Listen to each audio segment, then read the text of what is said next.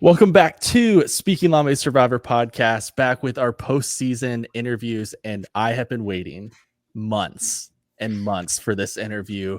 AJ, welcome to the podcast, man. How are you feeling?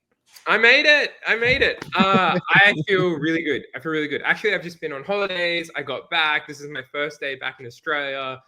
I am relaxed. You guys caught me at a really good time. I think my eyes, I've slept so much, my eyes are still half closed. That's how relaxed I am. So it might take me a little bit to I won't be as quippy, but I'll definitely be pretty open about everything that's happened. So ask me the hard questions. I'm here to answer them. We'll try. No, I love it. And so, AJ, as you know, listeners may know or not, you were my preseason winner pick. I was obnoxiously rooting for you all season and loved it so much. I was not ready for the ride you took me on this season, but I'm glad you took me on it, man. So how are you feeling now that it's all out, it's all aired, everything's out in the open? Firstly, I am so sorry, Alex. You must have been having a heart attack halfway through the season. It looked like I was going home so many times. You must have been like, this is the dumbest winner pick of all time. I feel good. The season's over now. It's kind of like in a little bit of a box in my mind, and it's packed there. And I'm glad it's over. It was a really interesting adventure. I'm somebody who I like doing things and experiencing new things, and this was such a big new experience. Like the social media side of it was a big experience for me. Meeting all these new people was a big experience for me. The production side, that's such a big experience. Like, you are on a TV show, and when you're there, I was always very aware it was a TV show. So acting in a certain way to be like, hey, I want to be good TV, or hey, this is going to be on TV, so be aware that this is going to be on TV and don't do anything too insane, which obviously didn't work out very well. But yeah, it was fun. It was so much fun. And I think Miles and I were the two people on this season that were just out there smiling every day, laughing, and just having the time of our lives. It didn't matter. There was so much rain and there was so much lack of sleep. And Survivor is hard, especially Australian Survivor. Australian Survivor is very difficult because it's so long. And I just enjoyed every day. And, hopefully I never do it again. Oh, maybe I do want to. Maybe I get nuts. But at the time, I was looking at it as this is a one-off experience. Just enjoy every moment. Miles actually had a thing. So I'm rambling a little bit here. But Miles had a thing where every night for about 10 to 15 minutes, he'd walk down to the beach before bed and he'd just look up at the stars. And it's just small things like that that really made you appreciate where you were. So to answer your question, I feel great. It's great that it's over. It's great that it happened. It was a great experience, and I'd recommend it to almost anyone. Yeah. That's awesome. Yeah, you're not the only player that has shared experiences about just being out there in the nature, and so that's really cool that Miles did that. I'm sure there was lots of beautiful moments out there. But before going on to the season, how did you personally prepare physically, mentally? Did you watch past seasons? What was your approach? Yeah, I wanted to try and, because I knew I wanted to play a very different game to how Survivor's played. I'd watched a fair bit of Survivor before this, mainly Australian Survivor, but a couple of US seasons as well. And I always thought Survivor was played. I'm going to explain it from a card game background. Yeah. So what happens with card games is people kind of copy the best players, or they try to copy the best players. So there's a blueprint, and this is kind of how you play the game. And I fundamentally disagree with that blueprint. Sorry, I can't speak today. This is holiday me. I fundamentally disagree with that blueprint. I think Survivor's been done so many times that people have got caught in that flow, and I wanted to flow a little bit of a different way. I thought you could play Survivor a lot more aggressively. I think that, I had the tools. I'm a pretty social person, and I think Survivor's about being genuine. I genuinely love people. So I just wanted to see how much I could get away with. I wanted to get a lot of social capital and then spend it, and then build it up and then spend it. So to me, a lot of the prep was the game prep, watching seasons. I watched 2 seasons previously just to remind myself of, I watched Heroes v Villains and Titans v Rebels. And I just wanted to see how people were playing, because I hadn't watched Survivor the previous couple of years. And then what I could do differently, where I could push it. And Australian Survivor is very, very unique because it is a long game. your relationships in Australian Survivor mean so much, and you need to build real, genuine relationships. If you are burning someone, you better have a good reason for burning them, or be able to explain why you burnt them. So a lot of it for me was kind of thinking about strategies. I wasn't too fussed about the physical side of the game. Like, I knew it was going to be hard, and I wanted to make sure my body could put up with it. But I've always trained. I've always been in pretty good shape. I've always eaten really healthily. I've gone on crazy diets before just to see how my body reacts to things. So I knew I could push myself to the limit and be fine. But for me, it was more the strategy, and it was more kind of seeing what I could get away with production. Like, I pitched them a lot of ideas, and they came back to me and told me I was being crazy, and so it was fun. That was my prep. My prep was kind of seeing what I could get away with and coming up with strategies that I thought I would implement in the game. Just like what I wanted to do with people, the type of people I wanted to work with, thinking about my final five. So, for example, I had to think about a final five because Australian Survivor is almost always a final two. It's so hard to get to the final two. Yeah. So I needed to plan a final five that would be incentivized to take each other out and not me out. So it was kind of just stuff like that. So a lot of my prep was strategic prep, and then production prep, and seeing what I could and couldn't do. Whether it was, I wanted to, send notes to people in camp secretly by stealing parchment from tribal and stealing the tribal pen, and so many crazy ideas. And look, at some point, production put up with me really well. At some point, they were just like, listen, let's just play Survivor, and when you get out there, maybe ask us. And I was like, oh, okay, guys, no worries. That'll be fine. 2 days later, it's like, where's the pen? I still asked for that pen when I got out there. I did not get it. They were like, you do not steal that tribal pen. We only have one of that pen. I was like, cool. Hey, that seems like a production oversight if you only have one. Seriously, what if like somebody, it just breaks? It's like a cool decorated pen, so it's like a anyway, whatever. Yeah. But, so that was mainly my prep. Like, I didn't do anything crazy. Maybe people consider that crazy. But I didn't do anything crazy. I think I just kind of wanted. Oh, another thing I did was I asked a lot of my friends and my family things that I should watch out for, maybe things that I overlook about myself. Yeah. And I think most people kind of were just like, oh, just be yourself. Like, you're fine. I got a couple of criticisms, which I thought were really good. But mainly, I just wanted to give everyone my time. Like, everyone out there, I wanted to give them my time. I wanted to listen. I wanted to, never tell anyone what to do. It's kind of just it's a give and take relationship, and just be really empathetic, because it's hard. Like, you're starving, you're sleep deprived, you're drenched, you stink. Like, everyone's going to be at their worst, at the absolute worst. So just be empathetic out there. And I think that was a lot of my planning going into it, and just making sure that I figured out what type of person I was. Because when you're out there and you're at your worst, you really see the type of person you are. And I was just hoping I was a good person. Yeah. That was my I love it. I love it. Well, so that leads me to this question. We'll talk about pre-swap, post-swap, and then post-merge here, but kind of overarching, you had a killer social game. And so do you feel like once you were out there, you had the strategy of kind of empathy connecting, how were you able to translate that actually into the game throughout the different phases of it? Yeah, I think social games really interesting in Survivor because it changes based on what's happening. Like, you have to be very dynamic. Like this, like Survivor flows, and you have to be very aware of where it's flowing. So at the beginning of the game, you always want to be solidly in the middle, right? You don't want to be too high up, and you don't want to be too far on the bottom. You want to be in the middle, and you want to get information. If you're too far on the bottom, people don't want to talk to you. If you're too far on the top, people are wary of you. So you want to be solely in the middle. And I think people with the best social game, people talk about social game a lot, but what it is awareness of what's happening around you. Read in between the lines, see what people think about you.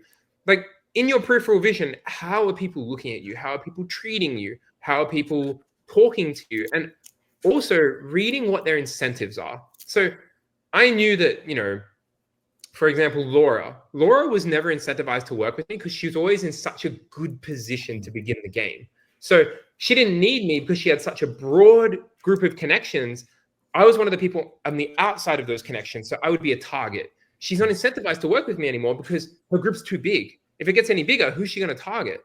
So it's about understanding who has incentives to work against you and kind of read that flow and pivot from there. And socially, I think what a lot of people do is they put all their eggs into a few baskets or one basket. But what I wanted to do was create as many deep connections as possible, or as many connections with people as possible, which flows with my personality. I just like talking to people because I think everyone's interesting, and go from there. And at the beginning of the game, I just wanted to play in the middle. At the beginning of swap, I wanted to play in the middle. And at the beginning of merge, I wanted to play in the middle.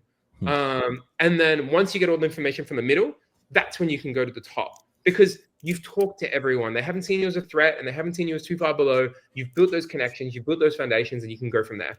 And I made a lot of mistakes, right? At the beginning of the game, I went for Logan too fast. I trusted the wrong people. At swap, I just kind of got information and then went nuts with it. Like there are so many things I could critique about my social game, but yeah, I think it was because I built those connections that no matter what I did, a lot of the time I could survive. And because I kind of knew who was incentivized to get me out and who was incentivized to keep me around.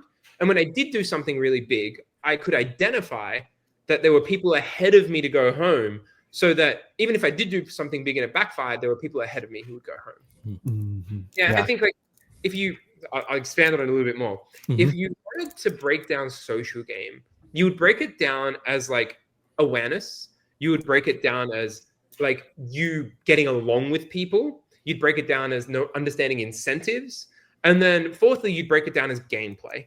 Because like even though social game is, you're being social, you need to convert that into gameplay equity in some way. So social game, like for example, Kaylin's social game was amazing. Kate's social game was amazing. And they had very different social games to me. They were just like, everybody loved them, but nobody would see them as strategic threats, right? Whereas I think like my social game was really good, or I've been told it's really good, but it wasn't them. Like I'm not them. People would just, they wouldn't be angry if sometimes I'd be angry if I didn't. But I could explain it really well. And if I could communicate with people. There we go. My social game is about communication. Whereas, you could look at social game as just likableness. Like Kaylin and Kate were just two of the most likable people you'll ever meet. Logan has a killer social game. But her social game is very different to Kate and Kaylin and myself. Her social game is, there's a lot of intelligence in her social game, and she picks her people, and she kind of goes from there.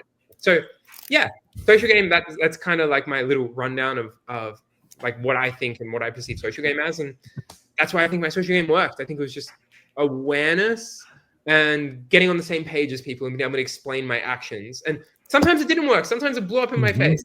And then I had to vote that person out quick smart. But as long as I covered my tracks, it still looked like I had a good social game. I mean, I think that is the what was so great about your social game was that every time I'd watch, and like especially Kaz, right?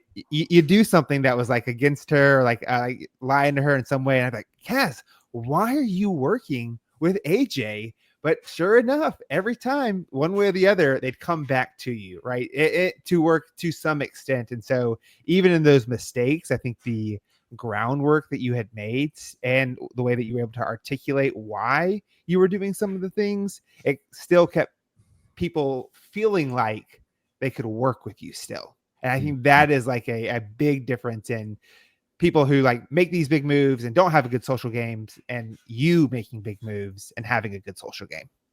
Yeah, like Karin as an example is a really interesting one because Karin's very intelligent. So communicating with Karin was quite it was a luxury because she was very intelligent. So if I explained my logic to her, she would get it. And because she would get it, or she would disagree with it, but she would get it. So Karin was someone who I think that I wanted to go to the end with Karin for a long period of time until we really started clashing. Karin was somebody I wanted to really invest in because I wanted to keep myself open. I wanted to keep strategic players around who understood me and understood what I was trying to do. Karin was one of those people, but she was also smart enough to be like, this guy's playing me, I'm going to get him out. So that's why you see that back and forth between us because she was like, she could communicate with me, but at the same time, she was like, I'm communicating with you, but I know I want you out. So, and like that, it's kind of just understanding those dynamics. And also, the edit definitely doesn't show me as having a good social game. I think like by the end of the season, when I'm still around and you hear like the post-game interviews, that's when you're like, oh, AJ has a good social game. Yeah. But the edit definitely didn't want me to have a good social game for whatever reason. But well, they needed a villain, right? They needed some kind of villain, a heel that was happening. But yeah, yeah, and it's great. Being a villain's great. Like it's fine. minus like kind of all the hate, but it's fun. It's fun. And postseason there hasn't been any hate, which is great. Good. So Good. Yeah. I was gonna say, I mean, we're 15 minutes in. This feels like a masterclass in Survivor strategy already. I feel like I need to like take notes. Any future players, like listen to this again. turn on. I love talking strategy. I love talking strategy. So like, yeah, if anybody ever wants to ask me what they should do when they get on Survivor or how to apply or whatever, I love questions like that. I've played games in my life. I'm a massive nerd. I'm like one of the biggest nerds you'll ever meet. Like I'm geeky. I love games. I love strategy. So if this is too strategic, you got to tell me. Like you got to be like, AJ, stop talking about this stuff. Like no. If people don't want it, they can go watch another YouTube channel. We are loving this. I will ask that. Maybe have a YouTube channel, please. Yeah, but don't go. Right, stay like here. Make sure you're subscribed. Yeah. I will ask. Was there, you mentioned kind of the growing up playing games, being a big nerd. Was there a game or a game mechanic strategy wise that you intentionally brought into the game of Survivor? For sure. I think poker players have a really bad rap on Survivor. Yeah. Like really, like they just a lot of the time I can see why. Because poker players are generally really egotistic. And they think that they're right and they think that their strategy is correct and everybody should follow it. And they assume that other people are going to play correctly. Whereas I'm not that type of poker player. I'm a social poker player. So how do I explain it? If you're the 10th best poker player in the world, and you play with 1 to 9, you're going to get destroyed, right? Like you are the 10th best in the world, but you're playing with 9 better players than you. Like, what are you doing, right? I'm not that kind of poker player. Maybe I'm like, I don't know, in the top 1,000 poker players in the world. But if I play with people that are in the top 1,000,000, I'm going to make a lot of money. So like my poker game is more social, right? Like play with people that want to play with me because they're buying a movie ticket. So, for example, the way I think about poker is that, if I'm playing with really rich people that are just here for fun, they're buying a movie ticket, right? They don't want to play with a poker player who's going to be boring and not talk and play no hands and whatever. They want to play with someone who's action, who's entertainment, who's needling with them, who's bantering. And that's my social game and that's my poker game. And I thought that it transitioned really, really well into Survivor. Like, I can be a really good poker player and they'll still want to play with me. If I'm a really good Survivor player, but I'm kind and I'm entertaining and I'm interesting and I can help them, I can communicate with them, then I think they'll still want to play with me even if I'm playing a big game. And that was kind of a really easy transition from poker or from, whatever you want to call that about poker, the social side of poker, into Survivor. And I've played a lot of other games as well. Like I've played like Yu-Gi-Oh! Versus System, Magic the Gathering, like there's all these other really nerdy games. But a lot of the time, like you if you're going to go and play on a world level, like you're going to play these big events around the world, you're going to have a testing group and you're going to test with these people and you've got to be social and you've got to understand different people's perspectives and you need to be able to communicate. So all those skills really did transition into Survivor for me anyway. Whereas if you look at traditional poker players, I think a lot of them are playing online poker or they're playing live poker in really tough games. And that's very cutthroat and it's very you versus me. Whereas the poker games that I play in or the other games that I play is more of a team environment. And it's more of like a, everyone has to communicate, everybody has to get along. And I think that skill set really transitioned into Survivor. Yeah. Very cool. Amazing. Well, I want to ask a couple specific moments, at least in this pre-merge for you, where, maybe that came out. The first big moment we saw for you, I think episode 3, where it's like, come on, let's play Survivor. I want to play. Let's take a shot at Logan. Allie, come on, let's do it. And it kind of blew up in your face, to put it lightly. For what we it definitely blew up in my face. Yeah. I want to hear from you, like, was there something we didn't see going on there that made you trust Ali more than maybe what was led on in the edit? And then did you think there was a shot that you were going home? Because again, I thought you were going home. So did you think you were going home that night? So yeah, I think there's a lot behind that. And in hindsight, I was wrong, but I can always give my thought process, and maybe my thought process is what gets me out of trouble a lot of the time. So I'd played the middle. So I don't think my name hadn't come up to this point. I was cruising. It was fine. But I gathered enough information that I kind of thought I understood the dynamics of the tribe. And I think I got most things. What I didn't get was Ali. So what you didn't see was Ali, Max, and myself had an alliance. Like the three of us were working together. And the objective was we would work from different sides of the tribe, and then we'd come back with information. And I think what I did is I just had a really bad read of Ali. Like Ali liked me, and Ali and I got along, and I helped her with the fire. And because Ali's not a strategic player, she's more of a camp life player. Like a camp life player is somebody who wants to take care of the fire, wants to make sure the food's okay, helps around camp, etc. And I did a lot of that, and I did a lot of it with her. And we did have a little bit of an alliance going. We'd talk at night and whatever. So I didn't directly go to her and say, "Hey, let's get out Logan." And you even see it in the show. I put in a lot more groundwork than what was shown, but in the show, you see the gist of it, and it's me being like, "Hey, if I want to do something a bit cheeky tonight, would you be open to it?" And she's like, "Yeah." And I was like, "So is there anyone you'd be opposed to getting out?" No. And I was like, all right, sweet. Like, we're working together. I've been doing all this stuff together with her. There's nobody you're against. Like, you want to do something cheeky. Let's go. So then I pulled in her and Max because, the three of us were working together. And I'd already talked to the graduates. The graduates didn't have an official name at that point, but we were talking. It was Kaylin, Karen, Zara, and myself, the four of us. Miles wasn't quite in there yet, but whatever. So if I could get Max and Ali on board, Max, who was getting really close to Logan, which is also something I probably kind of screwed up here. But anyway, I wanted to pitch it because I wanted to see because you're kind of feeling things out in the tribe at this point, and I want to see who's with me. So I just floated the idea. They were very against it, and I completely backed off. Right? I was like, oh, okay. If you don't want to do it, all good. I explained my logic, and they were like, cool. I did not think Ali, because Ali's not incentivized to go back to Logan and tell her this, right? Because Ali has information. She's protected Logan. Now she has, both, like the best of both worlds, right? She's not incentivized to go back. To Max's credit, he did not go back and tell Logan. So I knew at that point Max was probably with me. Max also told me straight away that Ali had gone back and told Logan. And I was like, crud.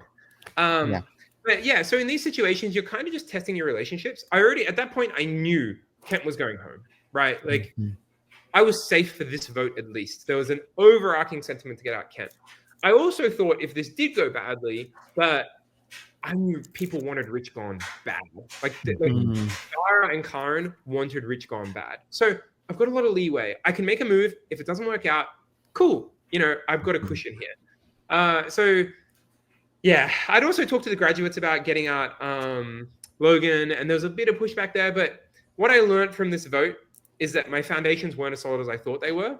And that kind of was an overarching note for me going forward in the game. So I was a lot more cautious when I made a move to know that these people would want this person out. So I never went and approached somebody with an idea unless I had a pretty good idea that they would be on board for it. So did I completely screw that up? Absolutely. Did I learn from it? Yes. What's an example of, in the future, one of those times where you made sure, you had it there?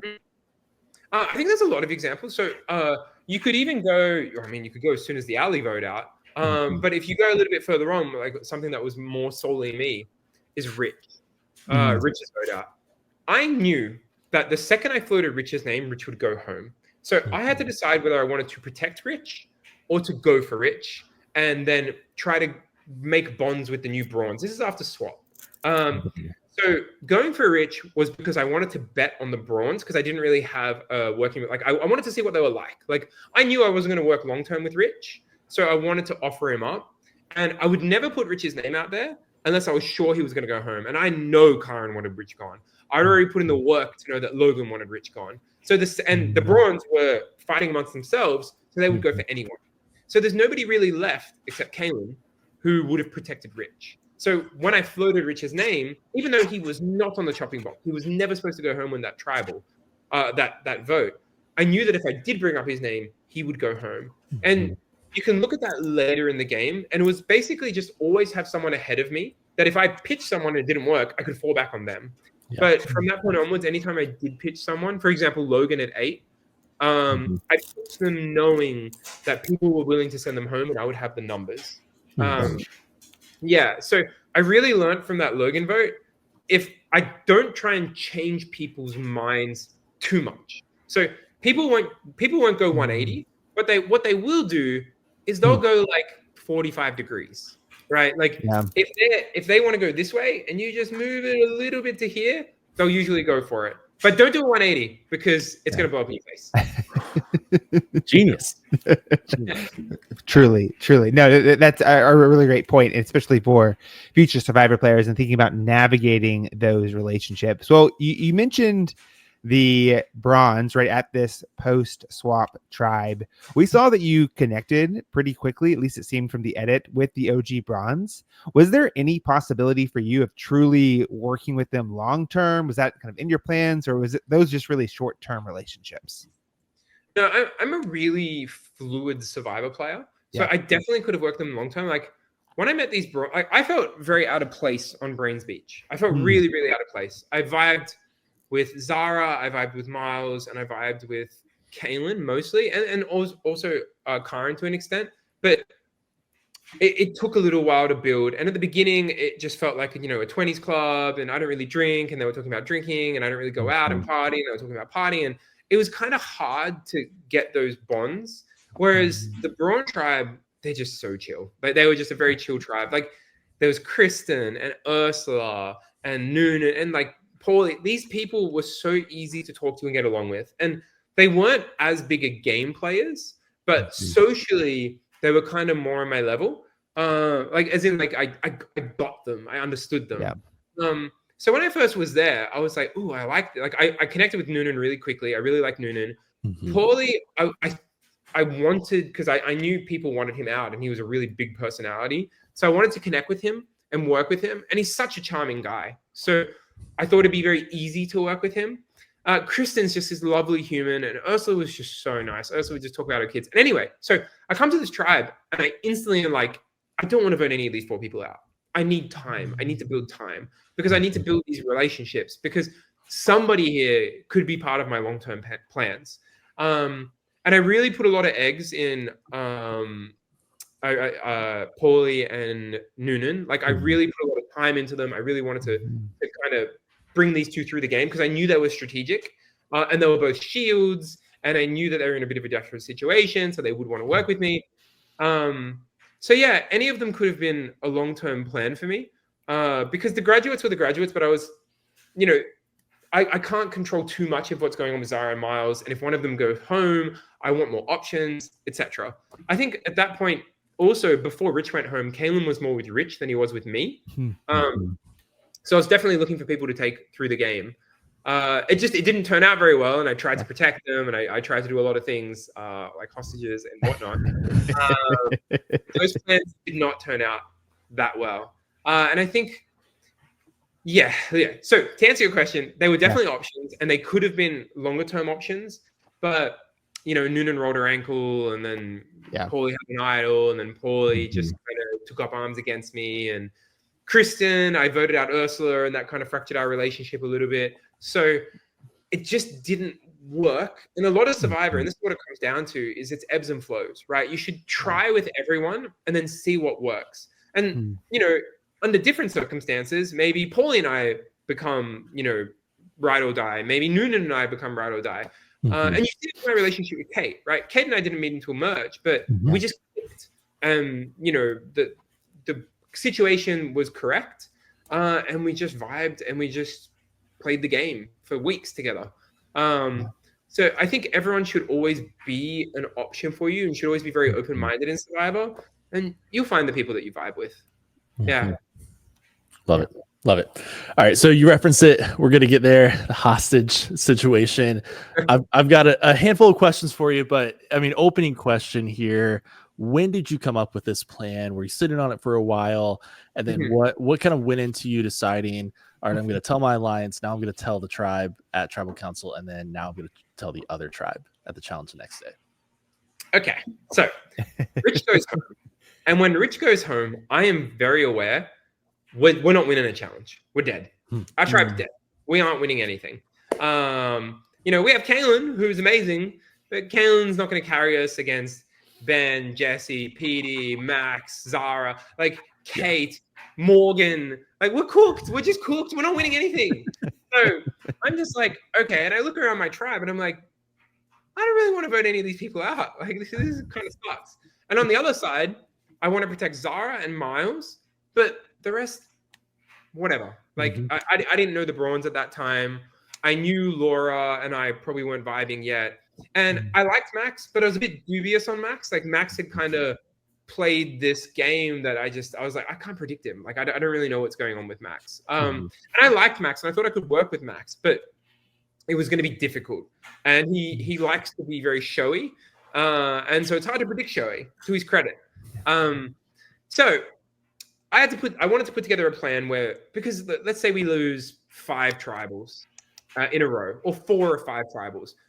What 4 players am I voting out from this tribe, right? It's going to be really hard. So I needed them to throw a couple, but I had to have a plan. I needed to gather information. Whether my information was correct or not, who knows? But I did gather a lot of information. The information I gathered was that PD was willing to flip, and Paulie, Noonan. So I got Paulie and Noonan to talk to the Brawns and to tell them to save Zara and Miles and get rid of Max and Laura.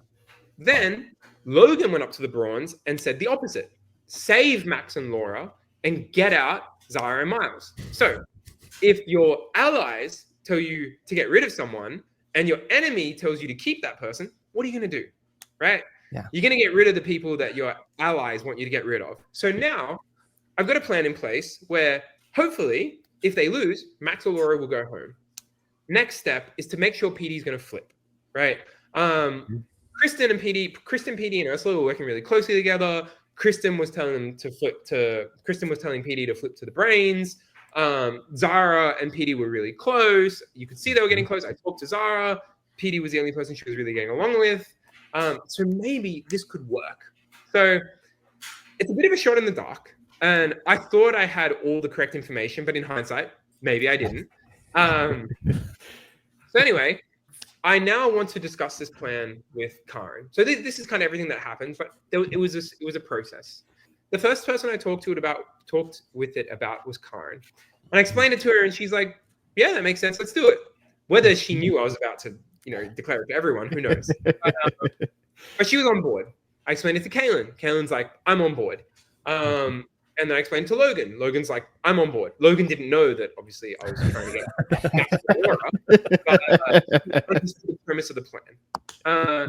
But so she only knew the first part of the plan, which was we're going to get PD to flip. PD's definitely going to flip, da-da-da. And all of the brains agreed that PD will probably flip, right? The information we got that PD would flip.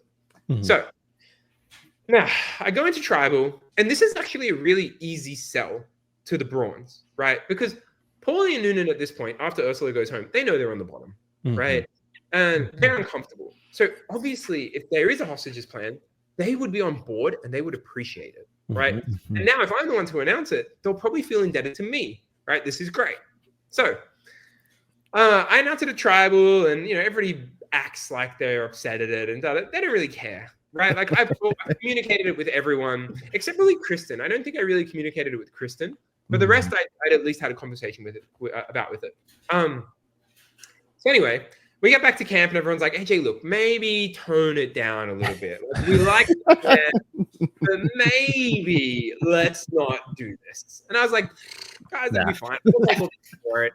Don't worry. Like, if I announce it, you guys can look mortified. It'll be completely fine. And they're like, all right, well, we don't know. But cool. And then I told everyone that I'm going to go onto the mat and I'm probably going to do something.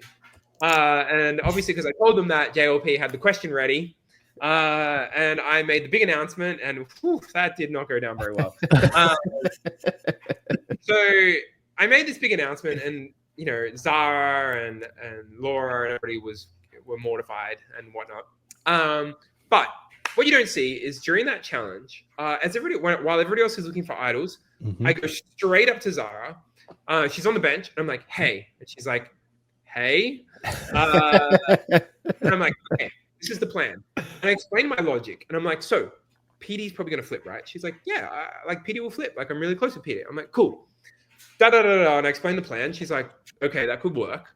And then I explain that, "Hey, we've put in the grounds that if you lose, then Laura or Max should go home, and this is what I've done." And she's like, "Okay, that could work too." And I was like, "Sweet." So I communicated with her, right? And I was like, "Look, tell Miles." And she's like, "Okay, I'll tell Miles." Cool. So if Miles didn't find the idol, whether he was going to go home or not, who knows? But my plan didn't work because PD was going to flip, but then Max had already flipped to the bronze. Yep. So PD then couldn't flip to the brains. If Max had stayed with the brains, PD would have flipped to the brains. A Braun would have went home. I would have looked like a genius. Because that didn't happen, and Max went home.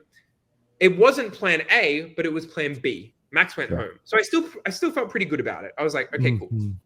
What I also told Zara is that if Max or Laura goes home, I will throw every challenge from this point onwards. Because also, think about it, right?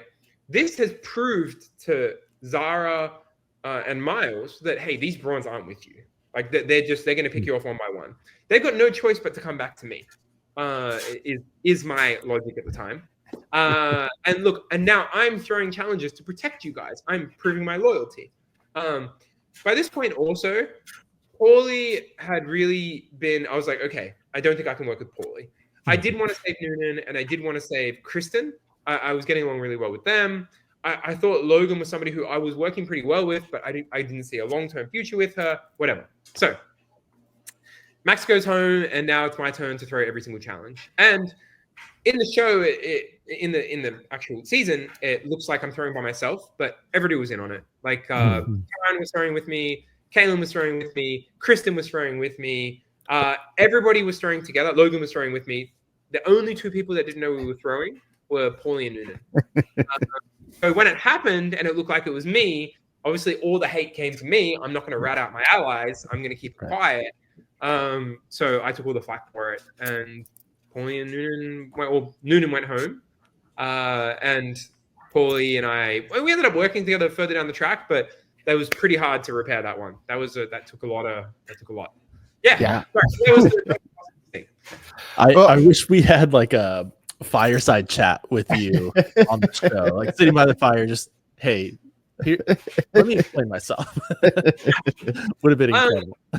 It's crazy because, I look at my edit and I understand that I'm very strategic, and the way I talk about the game, I explain everything I'm doing. So at every point in the game, because you have confessionals, and in all my confessionals, I explained every single thing I was doing, why I was doing it, where I saw the dynamics, what this would lead to this, and planning the future. But I think Australian Survivor, and this is where I probably went wrong. It was probably my fault, not production's fault. I think they just like those quippy lines. Like I just say a one-liner and that's it. And that's not the type of person I am. I don't really go with these one-liners. I think I go with like trying to explain what's happening in really layman's terms. And I would use some analogies and whatever else, but it's probably a bit too long. So instead of using all this, they were like, man, this guy never shuts up. Well, just going to make him a villain, and he's just going to say really arrogant stuff constantly. Yeah. So they went with that line. But yeah, the fireside chats could have just been my confessionals, but it wasn't. Yeah. Yeah. The breakdown of the strategy is really entertaining to us. I imagine that for the majority of your average fan, it's not quite as entertaining. The arrogant one-liners are more entertaining than the breakdown. But I did figure that out eventually. So if I ever did go back on Survivor, I know there's not going to be any breakdowns. There's just going to be a lot of one-liners and try to. And the production did say this to me a fair bit, just like kind of AJ just. Like AJ, come on, like shorten it. Like let's just make it a bit more snappy, and like. Yeah, snappy. So I'd go from like 5 minutes to like talking about it for 10 minutes, to talking about it for 2 minutes. Obviously, 2 minutes of screen time is a lot of screen time. So I have to just say it in a sentence. And I just never did that. So I'm sorry, production. I wish I was better. Well, that is all fair. But regardless, it was entertaining from our end. I do have kind of a final question about this. Is oftentimes we see some big moments in seasons like this, which I think the hostage is going to be an iconic Survivor moment. Do you think that this kind of strategy will impact future seasons? I think to pull this off, like a lot of pieces have to be in the right place. Yeah. Will it affect future seasons? I think from a production point of view, it actually failed. The strategy didn't work. So if you're going to do it, you have to do it in a much smarter way. And I think if anybody could learn from this, I think throwing actually has to be more of a subtle thing.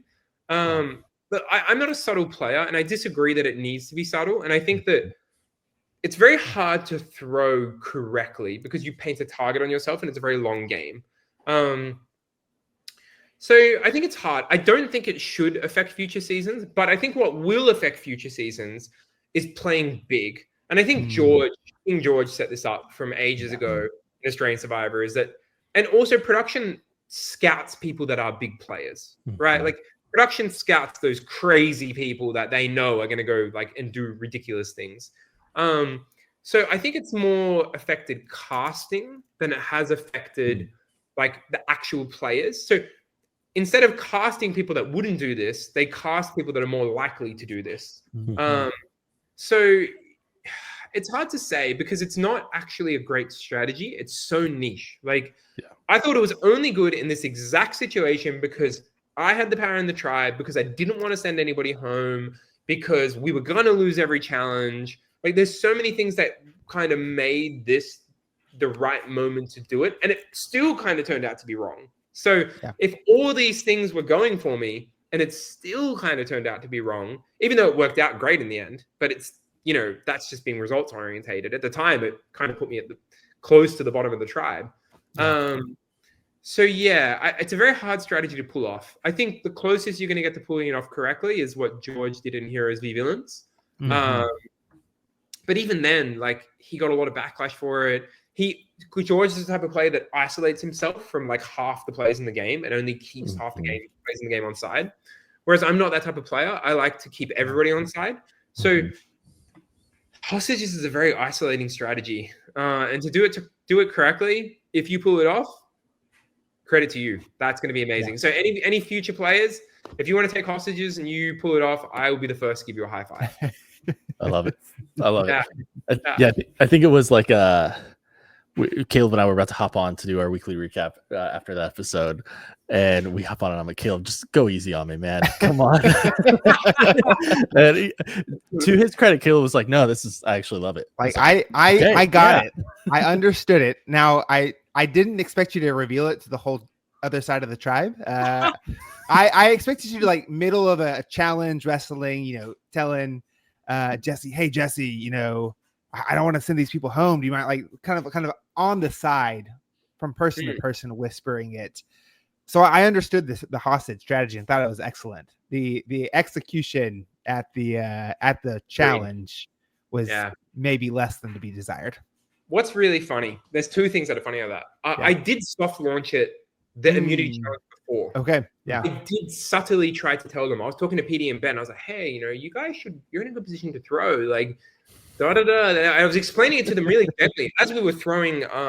That's when everybody was hanging on to the pegs and Paulie did his Jesus thing and whatever. In that challenge, I was trying to convince them to throw. And what I realized is these guys need a push. And another really fun fact is after I did that hard launch in that challenge when I'm on the mat saying, you know, throw or else, which worked. And I knew that's what it was going to take to get them to throw, because they weren't throwing that challenge otherwise. Like I needed to push them into throwing, and it worked. I pushed them into throwing. Yeah. But I remember coming out of that challenge and production was there. Some of the members of production were there. And I was like, that was not good. That was not good. Like I screwed that up big time. And they're just like, yeah, Yeah, that was very interesting because they don't want it. They're trying to be neutral. Right. I Right. talk at them. Like they're not really allowed to, like the cameraman. He's not allowed to talk back to me, but I'll just have a conversation with him, and I'm just like, that was really dumb. And you can see his expression being like, yeah, probably. Yeah. So yeah, it was poorly executed. I think the plan was probably fine, but it was not the correct execution. And after that, I really did have to lay low for a while. My threat level got too high. I spent all my social capital. I knew Paulie was going home before me, and then I just went into damage control. And I think, that's part of the game. I took a big swing. I was very aware Survivor's a TV show. I wanted to be a character. I wanted to make it more fun for the audience because I'm a fan of the show. I like watching big plays. I like watching big characters. And I wanted to try and be fun for the audience. And I wanted people to enjoy watching me.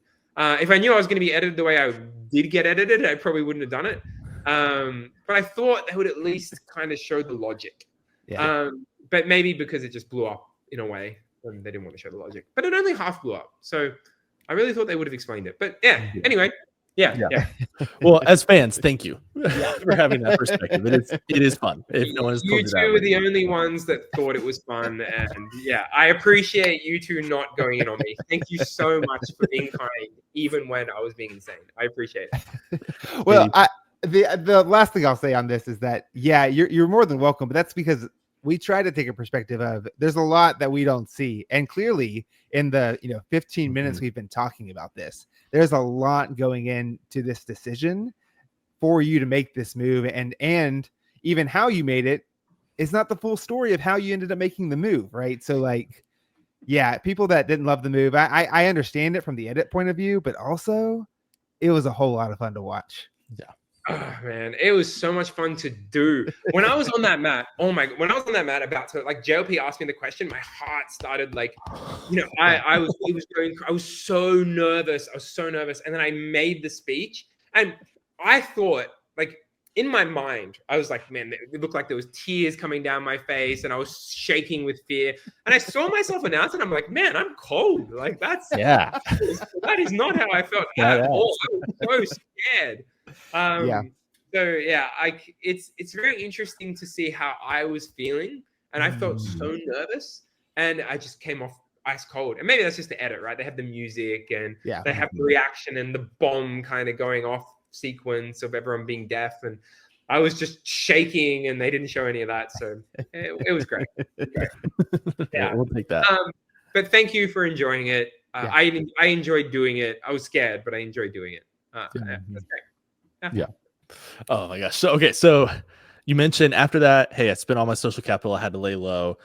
Just a few votes later was the merge there going into it. So what were some of your early goals in the merge of how can I get past these first couple of votes now that we have 13 of us here together? Yeah, merge was really interesting because I knew what the Brawns thought of me. The Brawns were like, especially like Ben, Jesse, etc. Ben was gone. Which was probably worked out fine for me. Ben and I were talking because I think he respected the hostages thing and the challenge that we were both throwing. We had a really good chat at the top of those things. And we'd done challenges versing each other. So we'd be doing a lot of talking, and I actually thought I was going to work with Ben. But it wasn't the Brawns I was worried about. It was the brains. Because I think at this point, I'd burnt Karen a bit. I'd burnt Logan a bit.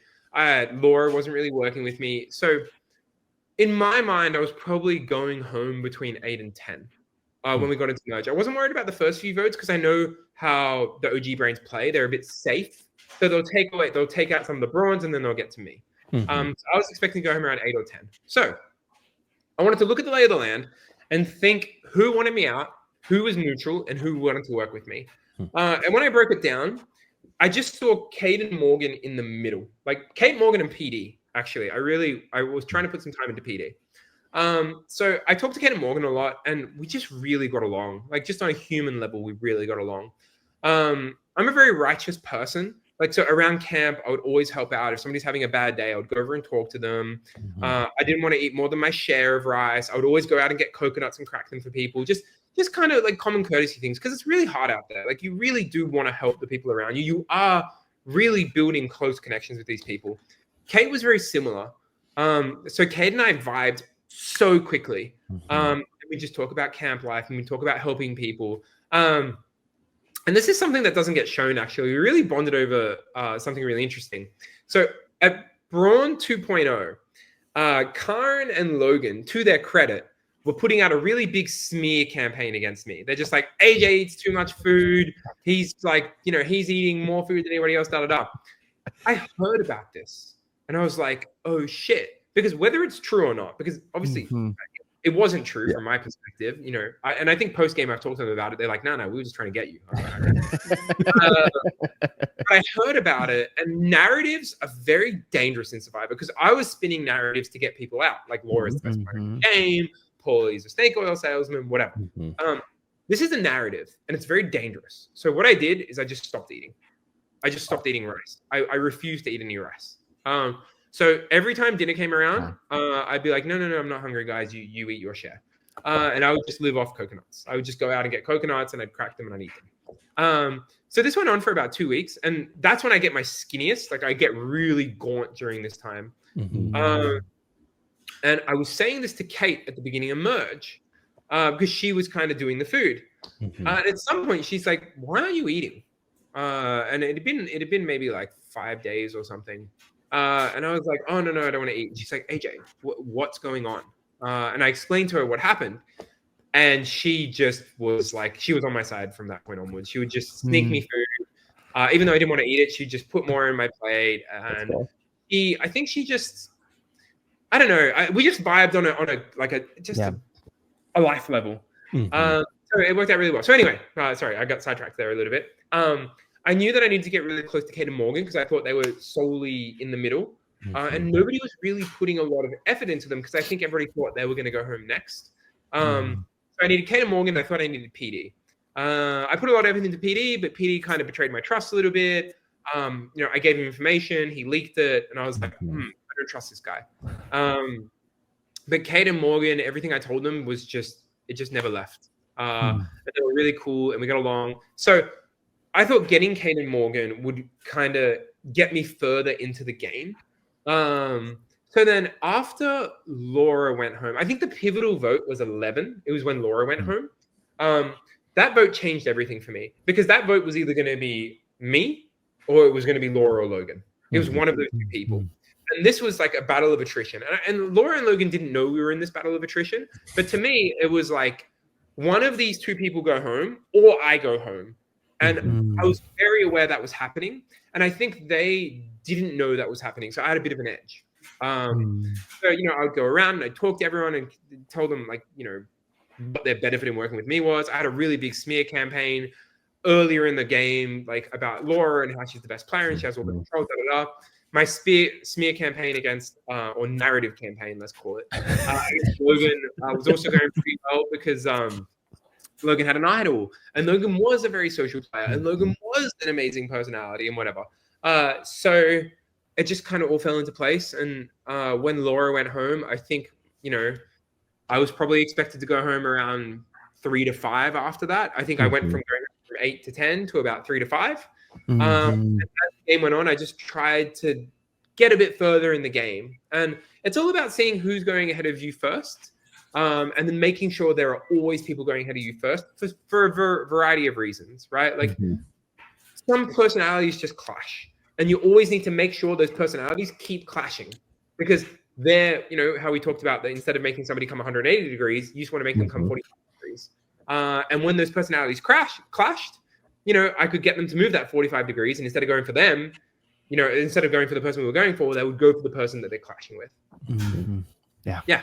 Makes sense. I'm so sorry. That's how I saw the tribe. But if you want to know the exact breakdown of where I saw everyone, I saw at Merge, I saw kind of, Karn and Zara had a fair bit of power. Zara had been on both tribes. Laura and Logan had a fair bit of power. But there was no one group that had all the power. It was more a lot of people fluctuating between the top, middle, and the top. So they're playing the middle, but they're actually at the top, and they don't know how far on the top they are, because in their minds, they're playing the middle. And then there were people on the bottom And the bottom was mainly like Paulie and Jesse, I think, were like very firm on the bottom. And then there comes a section of like Miles, myself, Hayden, Morgan. Yeah. And then I think everybody else is kind of just above us. Yeah. It was about maneuvering that section. So the bottom middle kind of flips with the top middle and the top. Yeah. I mean, that makes sense too, especially as we get 2 votes into the PD vote, right? Miles wants to make this move because it doesn't feel like people don't want to step on each other's toes, right? If everyone is trying to play the middle, that makes a lot of sense. And we get this big moment, right? The next kind of biggest moment after the hostages is Miles stealing the idol and playing it. And you kind of, reveal to the tribe that, may or may not have known something about this. Can you shed some light on your decision to let people know that you maybe did know about this? Because you could have just voted with the majority and stayed hidden. Yeah. This is a really interesting vote for a couple of reasons because, PD was the push earlier in that day. It fell flat. And Miles loves a big move. He loves being flashy. He's not like, he doesn't need to do this at all. But Miles is game. Miles is a solo player, right? So Miles is very good at seeing the board and he just wants to do what he wants to do, right? He's not a social player. He doesn't try to convince people. He's the type of person that will do and then just be like, yeah, I did it. Like, that's it. So he's not really a consulting type of person. But he had one ally in the game, and that was me. So, or he had a couple of allies, but he had one main guy. Like, Miles and I were really close. So we get into tribal, and Miles is like, hey, this vote's dumb, eh? And I was like, yeah, they're not splitting. I don't know why nobody's splitting. We could just do something. And he's just like, yeah, I'm going to use my advantage. And he told me about the advantage and whatever. And I'm like, yeah, you do you, man. You want to have fun? Have fun. In my mind, this is kind of good for me. It was not good for me, but I thought it was good for me because I'm like, all right, Miles is just going to paint a big target on his back. If it's between him and I, then he'll go home. So good. So Miles, I'm very supportive when people want to do stuff. Right. Yeah. If you want to do stuff, I will support you because, I'm doing crazy stuff. So I can't be a hypocrite. I can't tell people they don't want to do things. And I'm proud of if you make a move, it's fun. It's good for TV. It's like he did something different. So I'm always going to support him. So I think if I'd said to him, don't do it, he wouldn't have done it. But, I'm a good friend. I support my friends even in their silly endeavors. So if Miles wants to go on a silly endeavor, I'll support him. And I'll support him to the end. So, Miles stole the idol and it was this really big thing. And we were whispering in tribal. So I can't deny that I knew he was about to do it. Right. But what I did do, and I think I did quite well, is come back to the tribe. And by the way, I got back to the tribe and I got yelled at by it. There was a line of people yelling at me. I was like, guys, he did the move. It's his advantage. Why are you coming up to me? But what it comes down to is people had expectations of me, right? Miles is Miles. Yeah. The way you look at Miles' game is Miles does crazy stuff. We expect that from him. We expect better from you, AJ. And I'm like, I'm the guy who hostages. What do you mean? But anyway, so I got yelled at a lot, and I didn't really lie through I did kind of lie a bit. I was just like, guys, I had no idea he had it. I knew he had an advantage, but I was like, I had no idea he had an advantage. He told me in tribal he wanted to use it, and it's Miles. I don't control him. He's going to do what he's going to do anyway. And they're like, you should have said something. You should have da-da-da. And I'm like, I don't even know what this thing did. What do you want me to say? Which is obviously a lie. I knew what it did, and I knew whatever. But I had enough plausible deniability, and Miles helped me out by being like, yeah, AJ didn't know anything. I just did it. And, some people, like Karen, didn't believe me for a second. Whereas other people, and Kristen didn't believe me for a second. But others did. And it was enough. I had enough plausible deniability that it kind of was fine. And also, Kate and Morgan just turned out they loved it. So that was they were just like, well, that was fun. And I was like, yeah. And I got yelled at a lot, and they didn't like that I got yelled at a lot, to their credit. And I think that pushed them more towards my side as well. So that was kind of cool. But to talk about this move, I think that it was a move. It was, Miles had a lot of fun. Was it a waste of an advantage? Probably. Could have we just voted out PD? Yeah, most likely. But would it have been as fun? Absolutely not. AJ, I feel like I need a friend like you. You are a great friend. You can replace Caleb any day you want. What are you talking about? I support you 110%, Alex. Any day. Any day. 5% of the time I do that. 5% of the time, every time. Okay, so speaking of friends, we saw this, partners or duos a lot this season in this merge, and Kalen always felt like he didn't have a duo. Yet later on in the season, we realized how close you and Kalen were. So, how were you able to keep you and Kalen's alliance or friendship on the down low, or were you able to? I guess. Yeah, Kalen and I got really close after Rich went home. After Rich went home, Kalen and I were very, very close. I definitely don't think us as a duo was under the radar. I think most people knew. I just think it was more of the edit that showed us not that close. Because, Miles won, right? So the edit has to favor Miles in a way. And, even in the show, I'd say people thought Miles and I were 1 and 2. And then me and Kalen were also really close and whatnot. But my true alliances, the people I were really close with were Kalen and I, Zara and I, and Miles and I. And then Kate and I ended up getting really, really close as well. But I think Kalen was always my number 1 in the game. And it probably could have been Kate if we started from the beginning. It could have been Zara if we didn't get swapped onto different tracks. But it just ended up that Kalen and I were always together, and I talked the most to Kalen. So by the time merge came around, Kalen and I were just so close. We were just like this, and it was, I don't know how it went under the radar, but it's because, and this is probably to Kalen's credit, I think Kalen was very close to everyone, and maybe I was very close to everyone as well. So they just didn't see us as that close. They saw me and them closer, or Kalen and them closer. But Kalen was just a pivotal part of my game because he would get a lot of information and he would give it all to me. And then I'd be able to do something with it. And usually we had the same information, but anytime that information differed, it'd be like an alarm bell in my head. And I'd be like, oh, this is kind of crazy. Zara's number 1 was Karen, but when Karen went out, I became her number 1. Kate's number 1 was Morgan, but when Morgan went out, I became her number 1. Like, these situations are really precarious in the game, and it's about flow. But it's very interesting because I think everybody thought Kalen was with them, and Kalen was a lot of people's undoing.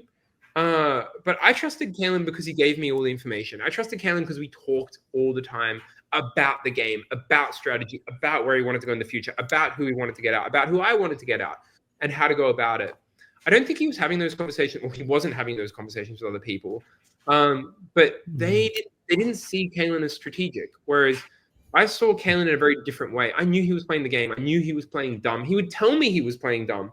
And I think we had a bit of a relationship where people talked, I want to say they talked down to Kalen. They underestimated Kalen a lot. And I always be like, Kalen, are you okay with that? Like, it's kind of disrespectful. And he's just like, no, I want him to think I'm dumb. Like, okay, cool. If that's what you want. So Kalen and I were always very close, but I think it's more that, maybe it's just to his credit. I think most of it's probably to his credit that people didn't see how close we were. And they definitely knew that because anytime they'd pitch him to me or they'd pitch me to him, he would stop it straight away. So everybody knew Kalen would never write my name down, but I think they just thought he would eventually. Like, I'm not sure. And he did eventually. Hey. All right. Yeah, that's valid. I wasn't really trying to hide the relationship with Kalen. I think the relationship I was trying to hide was Zara. Zara and I were very under the radar, I think. I also tried to distance myself from Miles a lot because Miles was causing a lot of chaos and I was getting backlash from it. So, at 10, I went for him. Like at 10, it shows that Kate and Morgan and Zara and Karen wanted to go for him individually or once they came together, but it was mainly me leading that charge to go for Miles because I knew Miles had an idol and I wanted to tell him to play that idol, and it would separate us because it looks like I went for him. But anyway, so Kalen and I going under the radar, it was a happy coincidence, but I don't think we were as under the radar as the edit shows. I think everybody knew we were close because they could never get him to vote for me. So It's huge. Yeah. Yeah. No, it's enlightening to hear. And a quick follow up to that. I mean, so you hit final 5. You've got Kate, you're her number 1. Your Zara's number 1. Your Miles number 1. Your Kaylin's number 1. I'm curious, how did you manage that? At any point, I think it's so easy for those 4 to all look at each other and go, "Wait a second, AJ's in the middle of this." How did you do that? I think it comes down to incentives. A lot of it, like, firstly, like, I love those. Like, they were the people I was closest to in the game. They were and it just coincidentally, they were the people I put the most time in. They were the people that I got along with the best. They were the people that I adored in, like, the most in the game. Like, you get along with everyone. Our season, we all got along with each other. We have a really tight group. Post game, everybody loves each other. But there are people in the game that you strategically align with, and you also align with as humans. And I think they were the people I aligned with the most. So they were the people who I coincidentally talked to the most. And Zara had a number 1, but her number 1 was gone. Kate had a number 1, but her number 1 was gone. Kaylin had a number 1 in Rich. His number 1 was gone. And it was just Miles and I were always each other's number 1. So it kind of just happened that, I was their number 2, and then I'd become their number 1 because their number 1 got voted out. The final 5 was very interesting because Miles had an idol, right? And I knew Miles had an idol. And I know what Miles is like. He's always going to do something crazy. Also, the other reason that it worked for everyone, for me to be their number 1, is that I'd thrown a lot of challenges. I was trying to be as little of a challenge threat as I could possibly be. I want them to take me to final 3 because they're going to beat me in the final challenge and they're in control of their own destiny. And then hopefully they take me. So not only were they incentivized to take me to final 3 because they could beat me, but they also liked me. So that was they're strategically incentivized to work with me because I've worked with them the whole game. I haven't lied to them. I've kind of just been there. So that's kind of how that worked. I think they were all incentivized to take me to final 3 for their own reasons, mainly because they're going to beat me. Like, Zara wants to win the final 3 challenge. Kaylin wants to win the final 3 challenge. Kate wants to win the final 3 challenge. So why not have me there to beat, right? Yeah. Miles is a bit different. Miles got to the point where he wanted to win the final 3 challenge, but when Laura and Karen both went home, he was pretty aware he probably couldn't win it anymore. So he pivoted to going for me. I still think that was probably wrong. I thought he was going to go for Kaylin. I thought he was incentivized to go for Kaylin. Knowing his game, I thought he was going to... Firstly, he shouldn't go for anyone except Kate, right? But he had an eye, and Miles is always going to do something. So then I thought, okay, he'll go for Kaylin because he still thinks he can beat me at the final challenge, and he needs me there so that the person in the middle, whoever wins the final challenge, will pick him over me. Otherwise, he's not going to get picked. But yeah, that was really interesting. But yeah, how I navigated those number 1 relationships, it's just... I just liked them as humans, and they liked me, and I was most of their number 2s for the game. And I'd work well with them. And they're just beautiful people. And it just worked out. Like, post-game, they're the people that I've kept in closest contact with as well. So, yeah, I think I'd like to take a lot of credit, but it's just lovely people, and I just got along with them, and I sucked at challenges in their mind, so they brought me to the end. Oh, they wanted to bring... And also, I think a lot of people, they could beat me. Like, I think Kate was happy to go up against anyone. Kaylin was definitely happy to go up against anyone. Kaylin thought he played the best game by a mile. Zara is a lawyer, and she wanted to give that final speech. Like, everybody had different incentives to go to the end.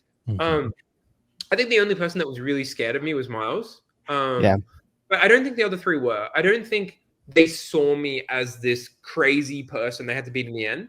I don't think they were really looking at the jury that much. And because of that, they were just happy to take me to the end. So for them, I was their number 1. I sucked at challenges, and they were happy to give that speech against me at the end. I had the perspective that I was going to win against anybody, but they thought that as well. And who knows who's right? I was also looking at the jury. Miles was looking at the jury. And there was a lot of head shaking when other people would talk, and there was a lot of nods when Miles and I talked. So I think that was a pretty big tell. But yeah, I think everybody had their own right to win. And because of that, it was easier to stay number 1s. It's very hard to stay... I'm rambling a little bit now, but it's very hard to stay number 1 with someone when they're afraid of you. And they weren't afraid of me.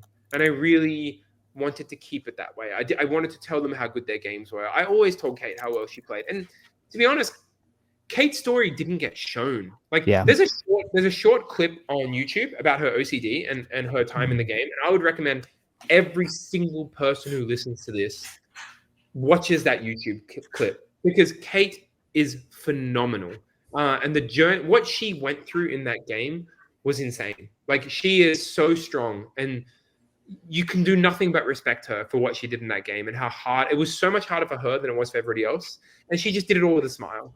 But yeah, there's a lot of people's journeys that don't get shown because, you know, I was this big character that did big things, so they had to show me.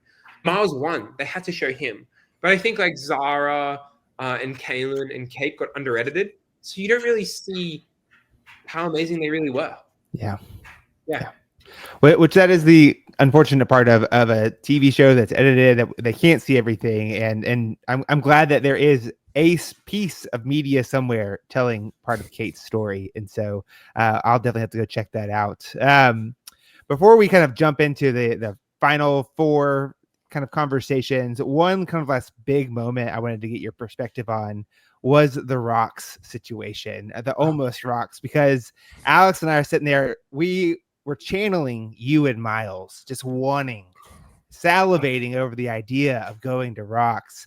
Did what for you, as you think back on it, what was the likelihood that y'all thought you were actually going to go to rocks, or was it more just we're just making a show of this, we don't think we're actually going to rocks? Yeah, like the reason we went to 4-4, I was very confident that those four were going to stick together. So I was like, look, I prepped everyone. I was like, hey, if they stay as a 4, we're going to rocks, right? Like, I will go to rocks to any one of you. And I think the only weak link we had in our 4 was Kalen, and he won immunity. So I was like, whew, amazing. I also thought they were going to go for Zara, and so did Miles. Miles had an idol, and Miles was like, hey, should I play my idol for Zara? And I was like, I don't think so. I think they're never going to rocks. Because, and logically, and, you know, I'm not looking at results orientated. I'm looking like at the time. I was working with Logan. I was working with Kate. I was working with Morgan. I was working with Kristen. We're all working with each other, right? Kate and Morgan had just voted for Logan. Kristen had also voted for Logan previously. So they don't really have a lot of incentive to go to rocks for each other. Kate and Morgan would have went to rocks for each other. Kate and Morgan potentially, actually, we'll break it down really simply. Kate and Morgan would have went for rocks for each other, and Logan would have went to rocks for Kristen, right? Because Logan was very aware of the game state. Logan had played a lot with the graduates. The one person I thought that everybody wouldn't go to rocks for, or they wouldn't go to rocks for, is Logan. I didn't think Kristen would go to rocks for Logan, because Kristen had a really good relationship with Kaylin and I. And I didn't think Kate and Morgan would go to rocks with Logan, because they both had a really good relationship with me. So I didn't think, and they hadn't really worked with Logan previous to that. So that's why I really wanted to go for Logan, and that's why I wanted the 4 of us to all go for Logan, because I thought she was the least likely target that would go to rocks for, and also I thought she was the biggest threat of the 4 of them to me personally, and to win the game. Like, Logan played an amazing game. She was phenomenal, socially phenomenal, and also as a TV character, she's out of this world. She's such a good TV character. Watching Logan is so entertaining. Like, she should be some kind of star, because she's just that good on TV.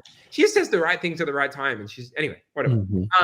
So at that vote, by the time we got into tribal and it was 4-4, I thought the chances of us going to rocks were like 5%. I just didn't think they were going to rocks. I think I'd done the groundwork, and at that point it was just about saying the right things to them and reminding Kate, because, you know, JLP says, hey, you got 5 minutes to talk it out, We had like an hour, right? Logan was giving it everything. And I really don't like that they showed that Logan gave up, because she didn't give up. That was a strategy. She was literally trying to, she tried everything else, and now she was trying empathy. So we talked to ages, and I just kind of talked to Kate and Morgan and be like, hey, you know, you guys know I'm going to work with you, right? Again. And they were like, yeah, you'd work with us again. And I talked to Kristen. I'd be like, Kristen, you know I'm going to work with you. And she's like, you'd work with anyone that would benefit you. I'm like, yeah, see, I'd work with you. There you go. So, yeah, like, it was about not screwing it up at that point. Yeah. And Miles was there being like, yeah, I'm gonna go to Rocks. You guys are so dumb. Da, da, da, da. And he said, yes. But Miles was all gung ho about Rocks, and I was like, okay, calm down. We don't actually want to go to Rocks here, right? Like we back down. But yeah, it was such a fun vote. And I'm so glad Miles was there because Miles was enjoying it as much as I was, and it was that I felt alive. Like when that vote, I was like, I didn't want to go to Rocks, but I was happy to go to Rocks because that was good TV. And I think Zara was safe and Kaylin was safe. So it was just going to be Miles and Miles and I were going to have there's no way we were going home. We were just too happy. Like, I'd hope production would have rigged that rock draw so that none of us would have went home because we were just having too much fun. Yeah, that was one of my favorite votes of the season. That probably was my favorite vote of the season. Either that or Max's advantage vote. That was so fun as well. That was really That's a good one. just because nobody knew what was going on, except not even Max knew what was going on. But that was really fun as well. Yeah. I think I recently rewatched that, and it's just the look on Max's face is just confusion and just had no idea what's happening. He didn't know the graduates existed, and poor guy just got cooked. Like Max is such a lovely person. His edit was I don't know how Max gets hate. Like he is such a fun, lovable person. But he was against Miles, and Miles won. So obviously, anybody against Miles is going to cop it. Yeah, that was such a fun vote, and yeah, his confusion there was just genuine. He was so confused. It was awesome. It was so great. I loved it. Well, and that's it's set up the rest of the season, right? With the graduates, postgraduates. I mean, this hidden alliance making it all the way to Final Four, absolutely incredible. And speaking of Final Four. You come back. Miles had just voted for you. Admits at Tribal, yeah, I took a shot. What are your initial reactions to that? And then, had Miles not won that challenge, was it a done deal? Was he gone in your mind, or was there something cooking in there? So Miles Miles was 100% going home at 4. He was dead. Yeah. He doesn't win that challenge. He's gone. Because a couple of reasons. Zara had just shown me she was with me. By not going for me there, I know she's with me. And I know Kaylin's with me. So Miles is the only one that's not with me. I think Zara and Kaylin are both taking me to the end. Kaylin's petrified of Zara and Zara's petrified of Kaylin, right? Because Zara sees the jury in one way. And Kaylin sees the jury in a kind of different but similar way. They both see the jury. Okay, Kaylin sees the jury as a popularity contest. So, and Kaylin's very popular. Right. Zara sees the jury as Zara sees it as she wants to take somebody worthy to the end. And she thought I was worthy. So, and she thought she could pitch against anyone, which she's a lawyer. She's a great speaker. She probably could. So I knew they were taking each other, and nobody really wanted to take Miles. We were just going to vote him out next. He was gone. He was dead. My first reactions after that was, I was like, what's going on here? Miles, this is insane.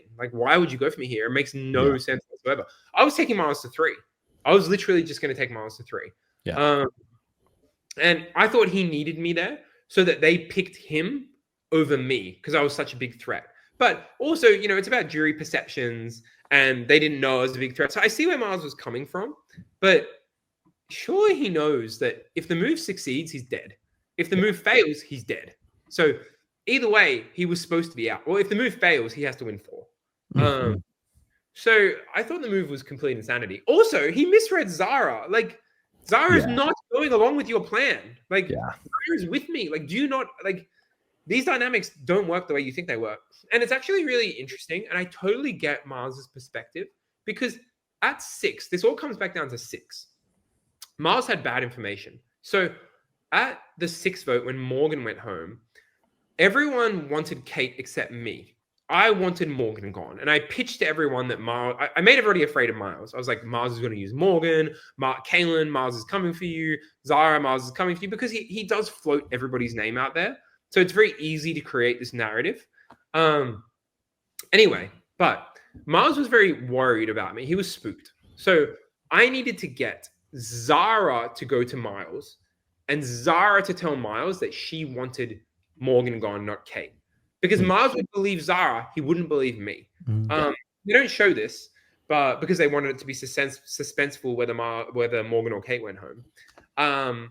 But yeah, Zara pitched Morgan to Miles, and that made Miles think that Zara was happy to keep Kate around another vote and go for it 4. Whereas realistically, Zara wanted Kate gone, but I convinced her to hold off for 1 vote just to make sure Miles had no power. So anyway, Miles was operating on that assumption, and he assumed that because Zara was telling him that at 6, that she was with him at 5. And also they'd played the whole game together. So yeah.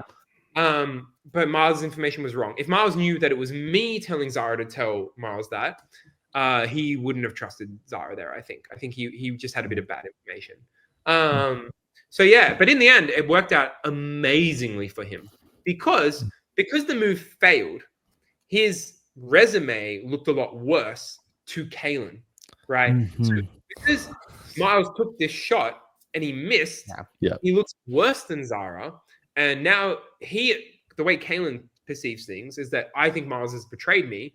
So if he takes Miles to 2, Kaylin assumes that Miles has played a worse game, that I'm going to vote against Miles, because Kaylin's operating on the way he perceives the game. So Miles making that move and missing and winning Final Four immunity. So he had to make that move. It had to fail. He had to win Final Four immunity, and then he had to hope that Kaylin took him, which was probably also pretty close. And that was his best way to win the game. So it ended up the move won him the game, but only because it failed. If it succeeded, I think he's dead, or he is dead. Like Kaylin's not taking him to 3, most likely, or Zara, or whoever. So yeah, what did I think of that move? I thought it was not great at the time, but it won him the game. So yeah. That works.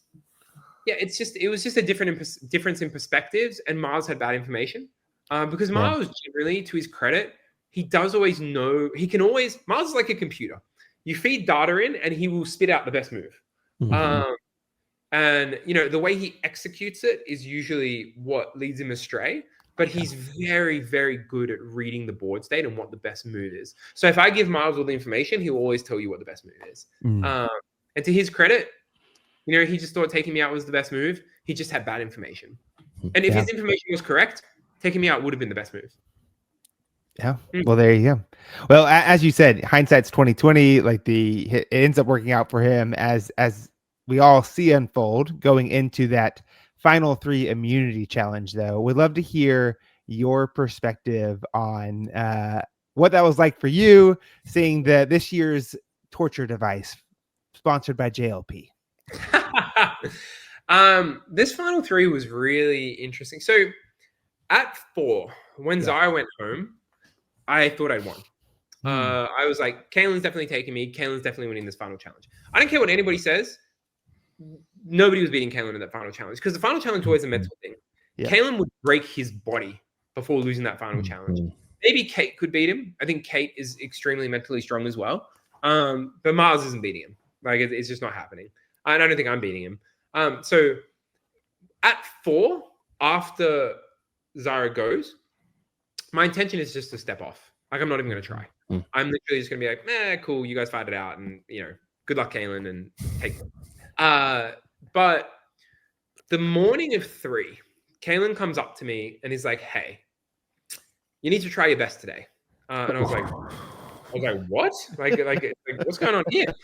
And he's like, "Look, I'm still 80% taking you, but I just want you to try your best, so you have no regrets." And I was like, "Oh man, I'm cooked. That's it. I'm dead. Like he's not taking me." And I don't know what changed between 4 and 3. Who knows? But he, this is what I mean in the game of Survivor. Things ebb and flow. He was taking me the entire time until this magical morning, and I don't know what happened. So I knew I was dead. So at that point, I was like, oh shit, like I have to try. Like I have to beat Kaylin at the final challenge. This is insane. Like I'm not beating Kaylin at anything. So that whole day leading up to the challenge, because we had like 6 hours before the challenge started or something, I was just running through what I could possibly do to win this challenge. Like what has to happen. And like I'm a pretty mentally tough person, and I think I would have stayed up there until I tore ligaments and there was blood coming from my anyway. I ended up slipping, so whatever. But I think I was staying up there forever, and it didn't. Like I just at some point you switch off pain. Like you're in pain and you feel the pain, but I just wanted to win more than anything because I thought I was dead. And like, you know, I wanted to win Survivor more than anyone there. Like Miles was definitely the biggest fan, but I don't think anybody wanted to win more than I wanted to win. Like it meant so much to me. And they don't show afterwards when I lost, but I was on camera bawling my eyes out. They don't show it. I'm the villain, and they don't want you to have empathy for the villain. But I did an interview, and I was just in tears, like I was broken. Yeah.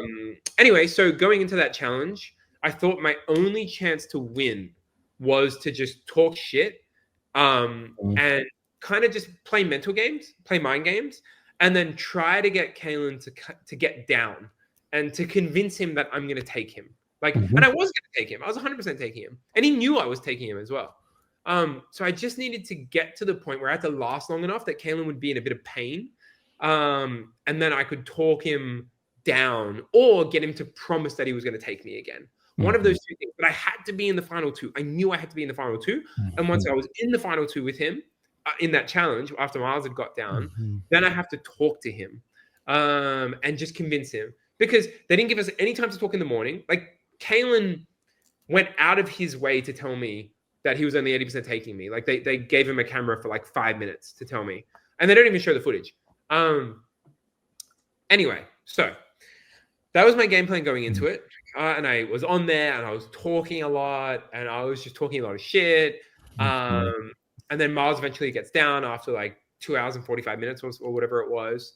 And then I turn to Kalen and I start trying to talk to him, and he just brick walls me. Like he is in the zone. Like Kalen gets in this like mental, it's like a meditative state, and you can't talk to him. Yeah, I tried to talk to him and he just blanked me, and then I was like, Kalen, like, yeah, I'm with you. Like I'll take you to the end, and he was just like, I was like, so then I stayed up as long as I could, and eventually I just slipped. And don't get me wrong, I was in agony. Yeah. But I was not beating Kalen. Would have been up there for like 10 hours. Like, he really, like, he was never getting down. I was never beating him. But I gave my best. And then afterwards I broke down into tears. But I did think I thought I had one more chance to talk to him. I thought after the final 3 challenge, we got like one more scramble where I could pitch to him. And I really, really thought I could change his mind. I really believed it. I just needed private time to talk to him because I knew that Kalen was picking a winner, right? I was beating Kalen. Mars was beating Kalen. But he didn't know that. He thought he was beating both of us. He thought he was beating me maybe like 70% of the time. And he thought he was beating Mars 99.9% of the time. Wow. So, you know, he's going to pick Miles in that situation. And I know he wanted to take me because we'd been best friends out there. We'd played like almost every second of the game together.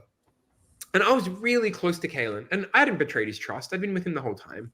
But I think for him, $500,000 is a lot. And I totally understand his decision.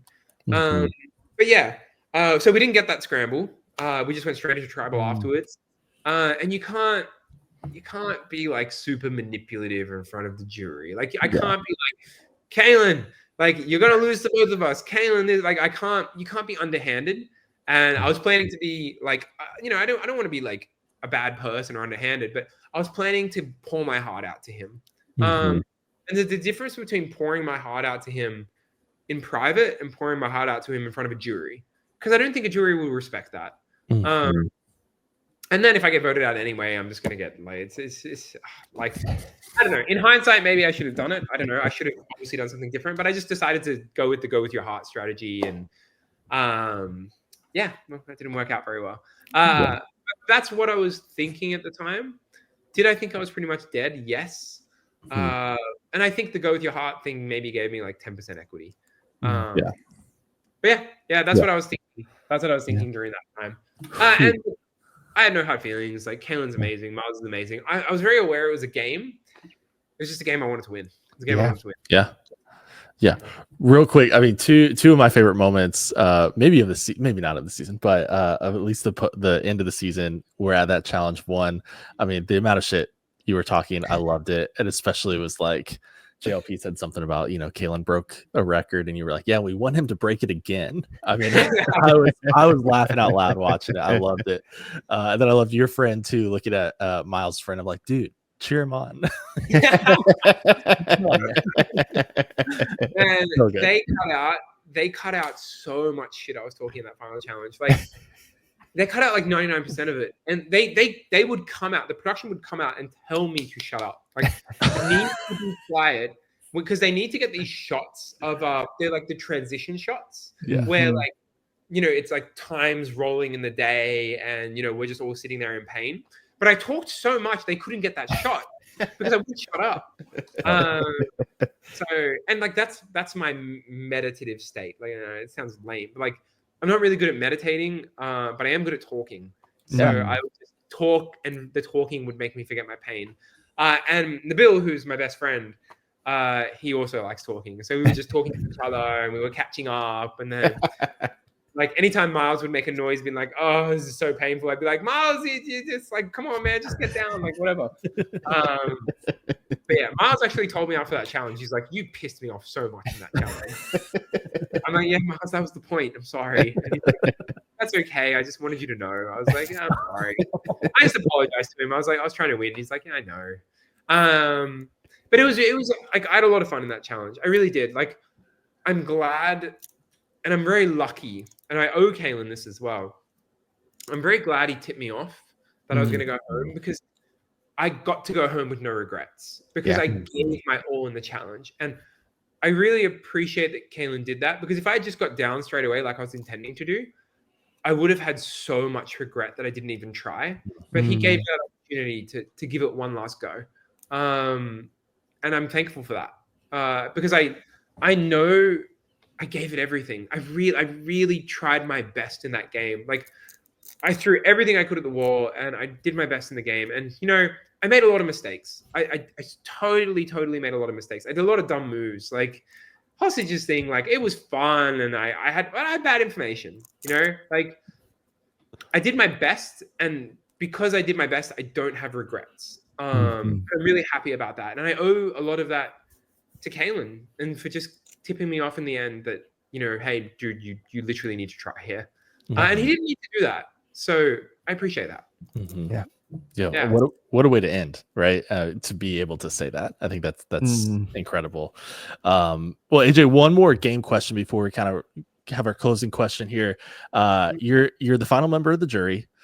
So ultimately voted for Miles. Was that your plan really from the moment you left final three, or how did you make that decision between these two guys who you were pretty close to or very close to the entire season? Yeah, like I'm a game player, so I was always going to vote. I wanted to vote as neutrally as possible, and I wanted to vote for who played the best game. So when I left, I was like 85 to 90% Miles and 10 to 15% Kalen because I'd played most of the game with Kalen, and I think like I'd seen Kalen's game and I'd overruled a lot of like Kalen would sometimes present moves, but they weren't good moves. I didn't think they were good moves. And in the end, I'd convince him outside otherwise and whatever. Miles was playing the entire time, and Miles was playing as hard as he possibly could. Miles was always playing with his heart on his sleeve. Like he'd make a lot of mistakes, but he owned up to them. But at the same time, I thought, because Kalen was telling me, that there was still more to his game that I didn't know. Because I knew he had close relationships with everyone. So I was very curious what Kalen was going to tell me. And that final tribal speech is very unique because you can change people's minds. You really can. Kalen could have given a speech that he won, in my opinion. And that speech had he had to have a ton of awareness of what the jury thought of him. He had to have a ton of awareness of what they thought of Miles. He had to have awareness of the relationships that he'd burnt by sending people to the jury. And he just have to, like, it's like a mask off moment. And he had to have receipts for every single thing he said. He had to have evidence because a lot of people on that jury just didn't think Kalen was playing. And they definitely underestimated him. He was playing harder than they thought he was playing. But yeah, he just had a lot to do. But I was very open to what he was going to present. So going into it, I was 85% Miles or 90% Miles, 10 to 15% Kalen. And he just had to give me the right speech. I was actually the last question. And sorry, I'm running out of voice here. I was the last question of that jury. They showed me in the middle, but I was the last. And at that point, Kalen just had said he'd played a perfect game and he was mega strategic, and basically just like like he was saying the wrong things for Survivor final speech. Yeah. And I wanted to give him one last chance to kind of defend himself. And the best way to do that is just to point out his flaws and to point out exactly what everybody's issue with him is. And he kind of just stumbled in the end there as well. And so I was very open to voting for Kalen because I wanted to be as fair as possible. And I know he played an amazing game. I know he did. Like, who can be the biggest immunity challenge winner of all time and play the game that he played and get to the end? He just said the wrong things at Final Tribal, and he just, the way he sent people to the jury, I don't think that was the right way to go about it. Like, he'd tell them he was with them until the end, and then he would just cut them off instantly and just block them. And I think people had pretty bitter taste in their mouth because of that. So yeah, it was kind of just the way he handled the game. But he still could have done something, I think. Like, I think if you put Zara in Kalen's shoes, or you put Miles in Kalen's shoes, or somebody who's like very articulate, maybe even Logan or Karen, I think they could have done something with it. But I think like a Survivor fan who knew what type of speech you had to give. But Kalen wasn't a big Survivor fan. He'd never seen a Final Tribal Council before. So he just didn't really know what to say. Yeah. Well, they were fair questions to ask, and it makes sense. I believe it was Miles that we were talking with. He mentioned that for him, all of his moves were out in the open, so Kalen had a harder hill to climb to reveal his strategy and play versus what Miles had to do in his Tribal Council speech. And they both, from the edit's perspective, gave solid opening pitches, and Miles had a really great Tribal Council too. So it was always going to be an uphill battle for him. So that makes a lot of sense. But with that said, AJ, we have one last question for you. It's the one that I always like to ask former players is, was there a moment or an experience out there that we did not get to see because it is an edited TV show and you film so many more hours of footage than we actually get to see? I'm going to be as honest as possible when answering this question. And there is so much. Like, I don't think my game got shown. I don't believe, like, it's the game that got shown wasn't my game. Like, and I'm really strategic. Everything my IVs, my interviews weren't like, I'm going to win this game and I can't see myself losing. My interviews were like in depth, like, this is why I'm doing this move. This is what I think here. And like, they didn't show that I was a social player. I think, in the end, you kind of realize it, but they didn't show it. They didn't show me communicating on my moves to people. They didn't show my logic for communicating, why I would change votes. Like, I just felt like the person on the screen wasn't me. And so I feel like so much of my game didn't get shown. And, I got a big edit, so I can't complain in that way. Like, my edit was big, but it just wasn't me. I was just like, oh, who is this crazy human on the screen that Alex has picked as his winner pick, and now he has to cringe every single day and do crazy stuff. So yeah, like, but if I had to like narrow it down to like certain things, I think it'd just be my relationships with people. I wish I got shown more. Like, Zara and I were so close. Like, there's just so many moments when, Zara would be like, Zara would have at Merge, Zara was having a really bad day. And we would just talk about her kids and I'd give her a hug and, she'd have a bit of a cry. I would have a bit of a cry at times. Just the really human moments, because it's really hard out there. Like, and Australian Survivor is 47 days and you need each other. You really do. Post game, we're all so close, especially everybody in the jury, because you're in that jury really together. I wish those relationships got shown more because it builds up character. I really wish we saw Kate's OCD more. She deserves so much more credit. Like, she was so amazing. The stuff, like, she gets in these OCD loops, and you got to watch that YouTube video. You have to watch the Kate OCD YouTube video that 10 put up. It just shows how amazing she is. Zara's game, I wish they showed more of Zara's game. She played such an amazing game. Zara played an under the radar game. You see a lot of I don't know. Like you look at Karen and Logan, for example, and they were my biggest obstacles in the game. They were my competition in the game. Like when they left, I kind of switched off a little bit, and you kind of see that rivalry, but you see it as like a petty rivalry, not as a strategic rivalry. Like they are strategic players. They had strategies in place to get me out. For example, the food eating narrative, right? They tried to throw me under the bus, like that kind of thing. So there's like a lot of little moments that I wish got shown, and they're not even that little actually. They're quite big moments. Yeah, and I just wish my strategy got shown more with like the hostages, and maybe I would have got a little bit less hate online for that.